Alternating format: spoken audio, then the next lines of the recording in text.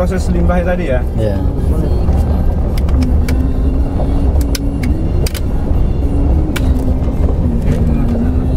Ke situ masuk ya, dari pintu belakang.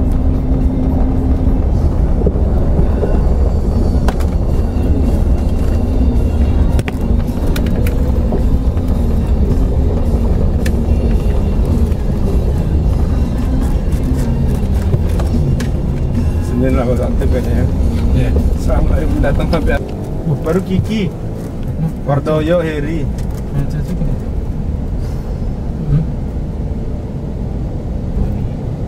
Ya di situ sepi ya di situ.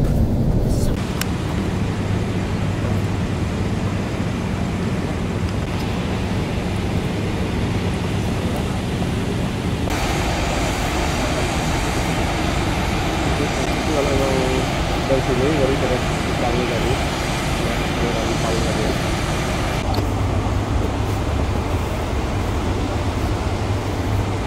Mana aja? Sekarang lu Masih di temperatur 60 hingga 70 derajat. Mana Mbak ada nomor?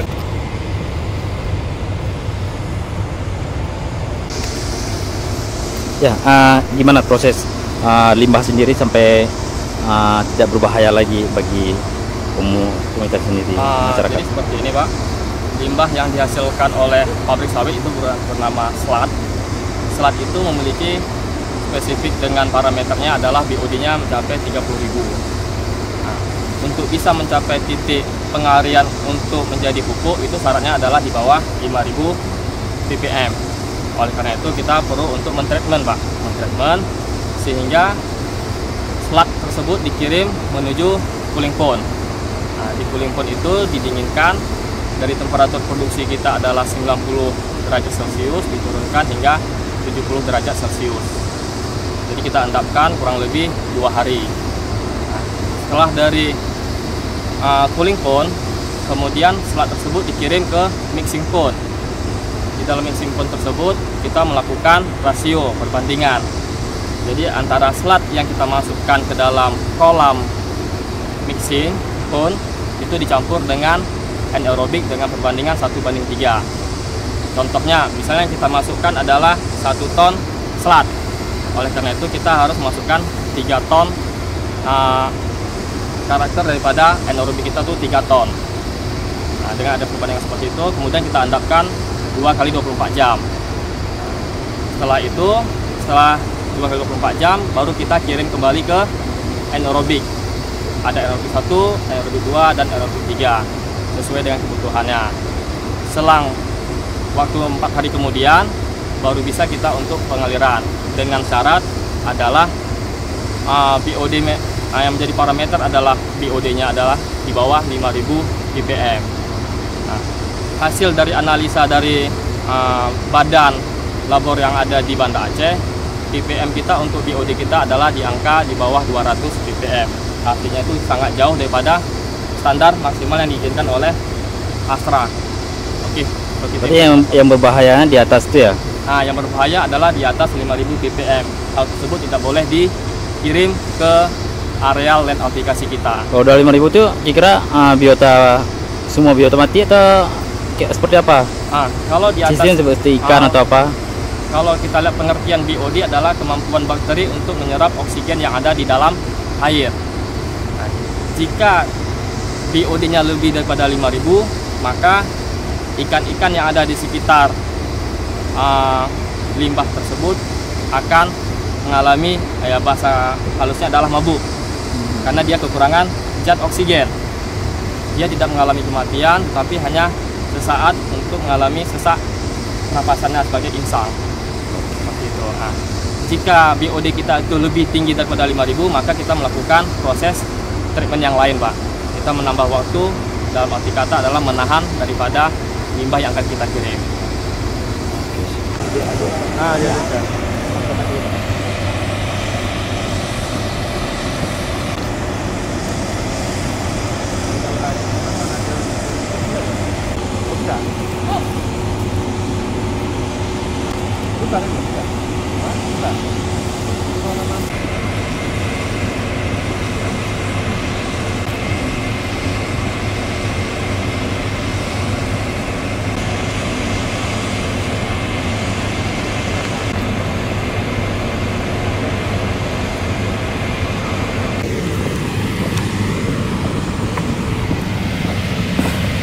kita hari ini mau melihat proses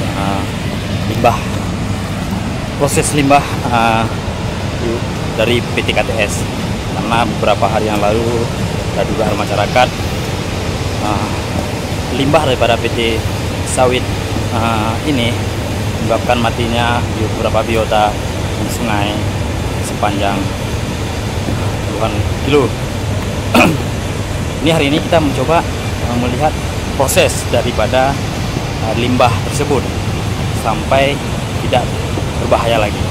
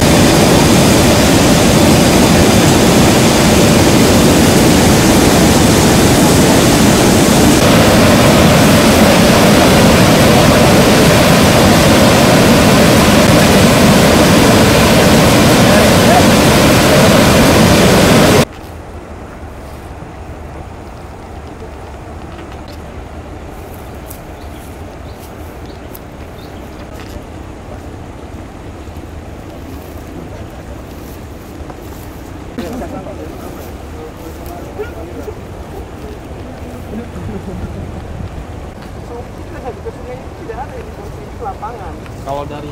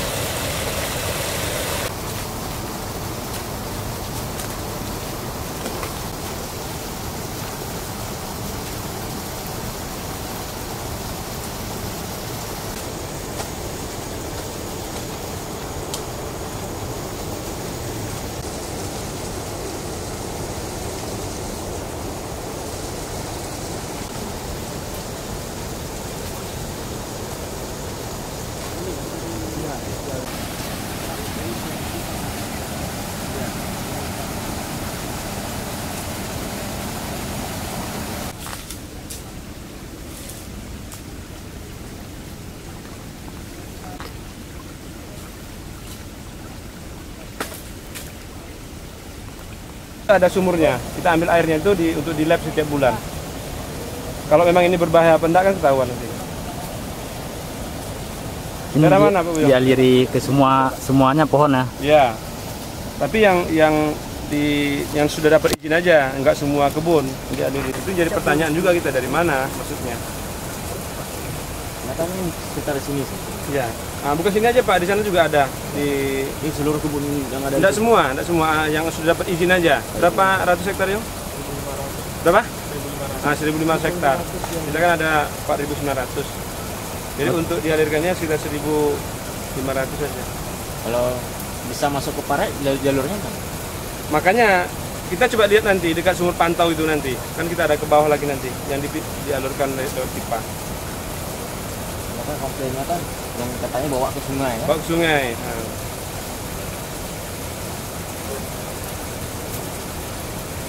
Hijau-hijau nih subur semua ini kan. Indikasi kalau ini malah nggak dipupuk.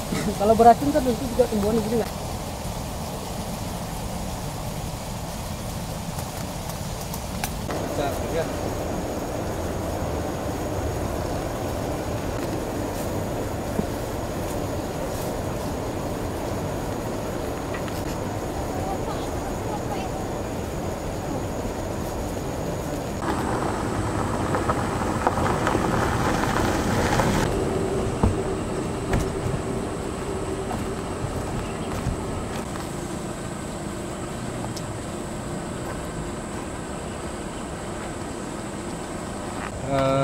Berjarak dari pabrik kelapa sawit PT Karya Tanah Subur sekitar 500.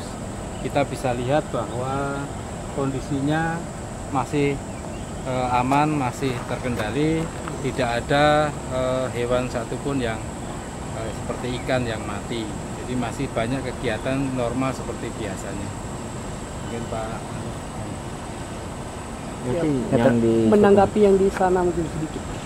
Menanggapi dari jadi kalau kita hubungkan dengan yang di desa ada Plante, di daerah Plante ada informasi bahwa ikan pada mati, maka kami yang menyampaikan bahwa sungai yang di dekat kami pun ini seharusnya lah yang paling duluan banyak yang mati. Namun demikian kami akan respon terhadap laporan tersebut. Nanti kita sampaikan ke Balistan untuk meneliti air limbah tersebut. Terima kasih.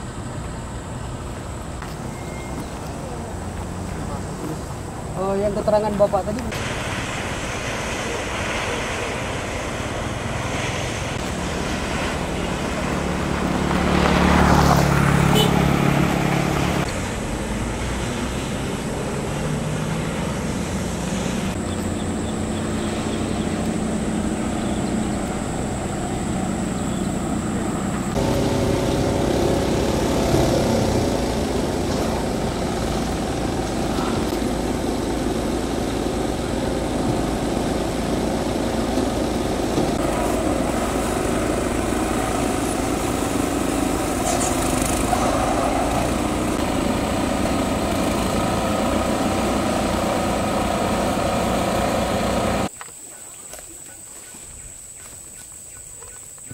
Kan ada airnya nih, kan digali nih kan? Iya Pak.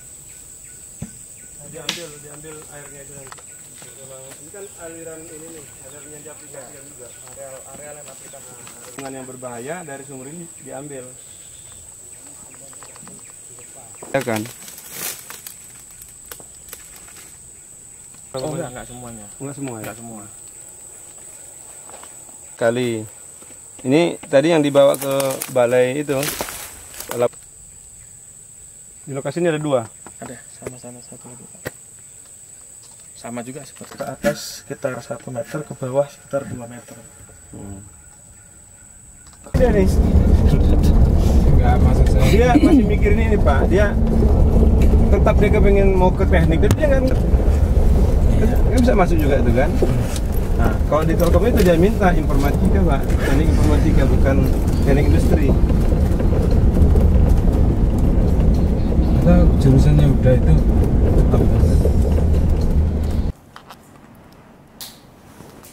POD-nya ya. Berapa? Oh, baru lah ya? Iya, Kapan? 27 puasa. Ujungnya aja. Apa artinya ini?